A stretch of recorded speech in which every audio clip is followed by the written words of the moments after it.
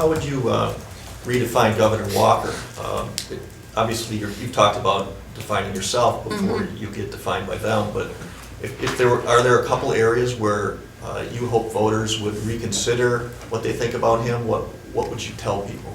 Well, what's important is that the voters of Wisconsin know what Governor Walker's record is, and that they're able to see, you know, out of 10 Midwestern states, we're ninth in terms of job creation. So while he spins that he's creating these jobs, frankly, we're lagging. I mean, we're falling behind. If we had grown at just the average of the rest of the United States over the last 3 years, the impact on our state's economy would be roughly something like $1.9 billion a year. You know, that additional job creation has a big impact on the economy. So it is relative. We were coming from one of the lowest points, and so yes, there's been job growth, but relative to other states, we're falling behind. And not only the Midwest, but in the U.S. That's important. You know, I think that people of Wisconsin want to know that. Can I talk about one more issue here?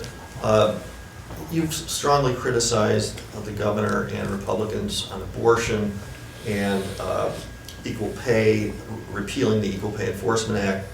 The Democrats often say that there's a war on women being conducted by the governor and the GOP. Do you agree with that, or does that go too far? Well, I think it is an attack on women's freedom, you know, the freedom to make our own health care choices. I don't know why politicians in Madison think that somehow that should be their decision. You know, these are serious decisions that women make, you know, with their families, with their physicians, and aligned with their religious beliefs. And I don't think that Madison politicians should have a role in that. What else would you do to make a case specifically to women to vote for you?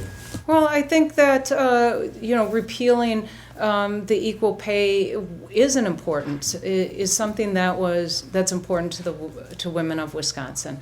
And if you look nationwide, something like 40% of families with children under the age of 18 are homes where the woman is the top breadwinner. So when you look and say women are earning 80 cents on the dollar compared to men, that's a serious issue in lives of a lot of women and a lot of families. It has an impact that goes beyond women. So, you know, I'm running for governor based on being the best leader for this state, and not being the best leader for women or for men, but for the people of Wisconsin. And so there are specific issues related to gender, but most of the issues are ones that affect families in Wisconsin, people in Wisconsin, regardless of gender.